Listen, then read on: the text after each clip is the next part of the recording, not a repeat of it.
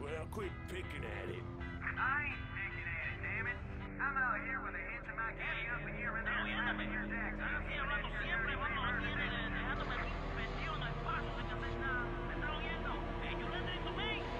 Hold on, I got visual. Keep the damn focus by the back. I'm behind the ship. I'm behind you, Jim.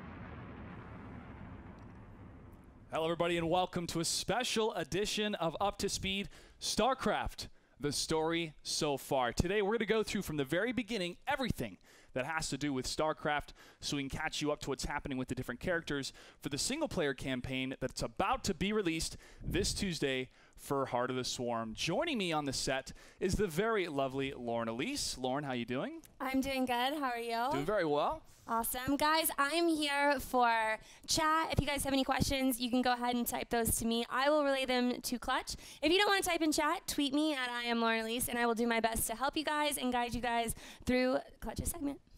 Thank you, Lauren. And also joining me is fellow Blizzard lore master, Kevin Sixen Carlino. Kevin, thanks for joining me. Thank you, guys. I'm really happy to be on the show. I'm pretty excited, and I gotta say that intro was like way too epic. I don't really know that we can live up to those expectations. Well, that intro is actually built from the original intro cinematic for StarCraft way back in the late 90s. And I remember watching that for the first time as a kid thinking, whoa, this was violent. This was really cool. We're going to get right into this because we have so much to cover, Kevin. First off, I want to give a bit of an allegory to what has happened with the story of StarCraft since the release of Brood War and moving into StarCraft II Wings of Liberty. A lot of novels have been released, a lot of backstory and short stories have been released from Blizzard, and people may be a little bit confused of why are there all these things evolving when this story came out a while ago. Why do we have to know so much about the backstory? Well, to me, I equate it to an allegory of a tree. As a tree grows larger and larger, its roots have to run deeper and deeper. And we're going to get into those roots of StarCraft because the more we understand the past, the better we can understand the future of what's going to happen. And going all the way to the past is the Xel'Naga. The Xel'Naga are an ancient race of aliens that we have really not that much knowledge about except that they created the Protoss. They found the Protoss race on a planet. They elevated them to have some better understanding of technology and intelligence. But they continued to grow and started to have infighting and jealousy amongst themselves. And because of that, the Xel'Naga were chased away. But Sixen, why don't you go a little bit deeper into what happened with the Protoss? Yeah, I'm actually glad of the way you put that because a lot of people aren't aware of this. The Xel'Naga didn't actually create the Protoss. They found them. I mean, the Protoss weren't really all mighty and powerful as they are now. It was just this little, very feral race of creatures, and the Xel'Naga saw potential in them. So this is why the Xel'Naga decided to step in and kind of help evolve and at a much more faster rate. So, yes, the Xel'Naga stepped in, and they noticed that after a time, the Protoss, like you're mentioning, they actually started to go back to these tribal rituals in this very tribal state. So they decided to start testing things out. They tested the waters. So they gave two different Protoss tribes. There were several, but they decided to give these two different tribes crystals. One of them was the Kedarn crystal, and the other one was the Uraj crystal. They gave these two tribes each their own crystal, and then they realized that this actually made the other tribes jealous. So after a while, they started becoming jealous. They actually started attacking the Xel'Naga themselves, and this is why the Xel'Naga themselves decided to kind of get up and take off, because the Protoss were actually killing some of them. And obviously, the Xel'Naga didn't want to lose too much of their fleet, so like I said, they just kind of took off. And because of this, it actually began the Aeon of Strife. The Aeon of Strife was a pretty big period of Protoss history, and it was basically where just each of the tribes are kind of fighting each other off because, yes, they were jealous, but at the same time, they all blamed each other for the departure of the gods, or the Ihonri, as the Protoss call them. And they continued that fighting amongst themselves. And a lot of people hear the phrase from the Protoss, Entaro Adun. And Adun was a hero during this time, especially with this rift that had happened among the Protoss. They decided they were going to unite together as one race to get rid of this tribal warfare. And they're going to do so via the Kala. Now, the Kala was a psionic link that all the Protoss could use to be able to communicate with each other, share memories, etc. But a couple of the Protoss decided, no, we want to keep our individualism. We don't want to join this Kala, and actually left pretty much the conclave. They left the Protoss. This starts the racial divide, the tribal divide, if you will, of the Kala Protoss and the Dark Protoss, or the Dark Templar. Now, the Dark Templar decided we're not going to join the Kala, and they use the power of the Void.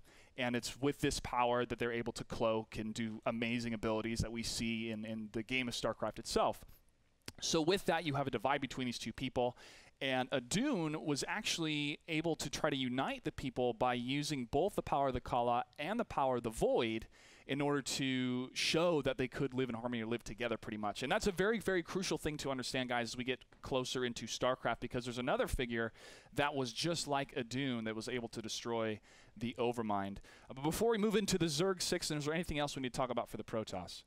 I just wanted to kind of harp on that just for an extra minute. So this is very important. The Kala and the Void are two very, very distinct powers that the Protoss utilize, as Clutch was mentioning. The Dark Templar are actually able to cloak and use different powers than the normal Templar can because of the fact that they're using the Void rather than the Kala. In addition, yes, Adun being one of the very, very, very few Templar that can actually utilize both. So again, like I said, I just wanted to harp on that. That's an important fact moving forward, as we're going to talk about the Zerg and Tassadar in a little bit. So go ahead. Well, the Zerg, if anybody's familiar with StarCraft, looks like dangerous bugs that eat everything. And that's pretty much true in how they've evolved so far. But they were the second race that was created by the Xel'Naga. Now, the Xel'Naga took a different approach with the Zerg. They created the Overmind, and they took a step back and just watched the evolution unfold. They were not directly involved. However, one day the Overmind found out that the Xel'Naga existed, reached out, and annihilated them. And that was pretty much when the Xel'Naga disappeared. Now, the Zerg race works like kind of a virus. What happens is they find different animals, they're able to infect them, mutate them, to pretty much change their functions, really, in order to further advance the swarm. For example, the Hydralisks are based off this kind of slug cow, but they found it, changed it into this giant monster with scythe arms and be able to shoot spines. So that's the power of the Zerg itself. It's not just one race, but it's this essence that can pretty much take over different species and contort them to make them more powerful and to further the swarm itself. The swarm is led by the Overmind, a giant brain-like structure that is all-knowing pretty much of the swarm and able to control any portion of the swarm at will. Very, very dangerous, and to be able to annihilate their creators is very, very scary indeed. And now, as we see in StarCraft and StarCraft II, they are on the loose and do a lot of damage, Sixen.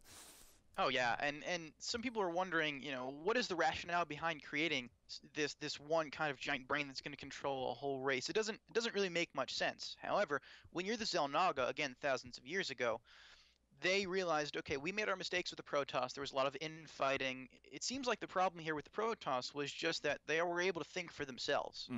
So this is why the Xel'Naga decided, okay, we're going to create this one being that's going to rule over everything. That way, there really can't be any infighting. It's not going to be possible because, again, this Overmind is going to kind of facilitate this groupthink idea. It's like one conscience. It's one conscience. So yeah, the Overmind is going to kind of rule over everything, and this shouldn't happen. And then, as Clutch was saying, the Overmind actually broke its static link between the Xel'Naga, and that was how it actually found out about the Protoss. And then, again, this kind of led to the eradication of the Xel'Naga, and then the Zerg decided, okay, we're going to go take out the Protoss now. Because, again, that was kind of the reasoning behind the Xel'Naga creating the Zerg to get rid of their former failures. But funny enough, too, that the Xel'Naga, in a thing that's almost tough to comprehend for us, is it seems they procreate by elevating other races and combining them, making them the next generation of the Xel'Naga. Now, this is important because Zeratul in StarCraft II talks about the Xel'Naga returning. Now, if they did create the Protoss, they did create the Zerg, which are facts in StarCraft, in that universe, and you combine them together, they create this crazy monster called the Hybrid.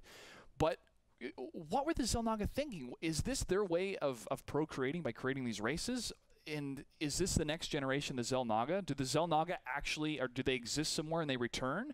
Or is it that they're two creations, they're two races they created combined together, and that's the return of the power, the intelligence, the dominating factor that is Xel'Naga? So it's actually very interesting that you bring that up. So I want to preface this with the fact that the Xel'Naga have actually created, or rather uplifted, many, probably thousands upon thousands of races prior to the Protoss and the Zerg. So there is this nice little cycle that's going on in the universe that has yet to be broken.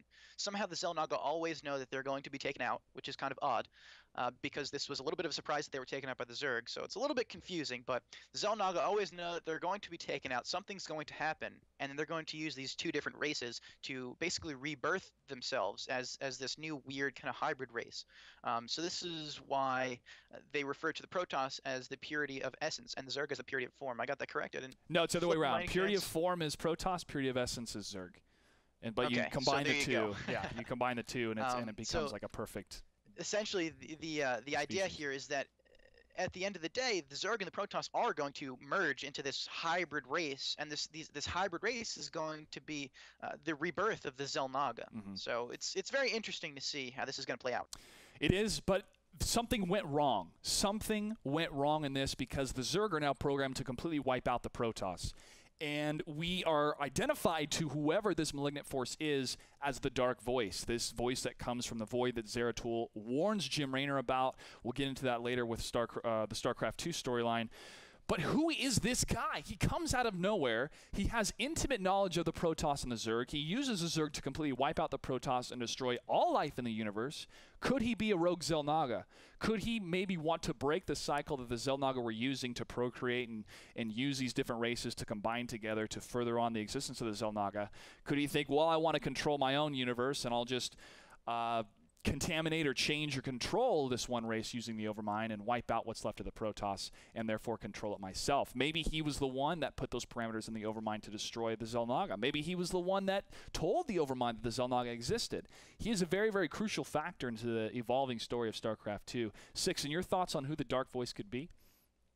Very, very crucial, yet very, very mysterious. We don't entirely know who he is. All we do know is that the Xel'Naga weren't always aware of his presence. It just so happened that at one particular point in time, while this weird cycle of things was going on where they're uplifting races and rebirthing themselves, that they noticed that there was this mysterious Dark Voice character, or the Fallen One as he's also referred to as.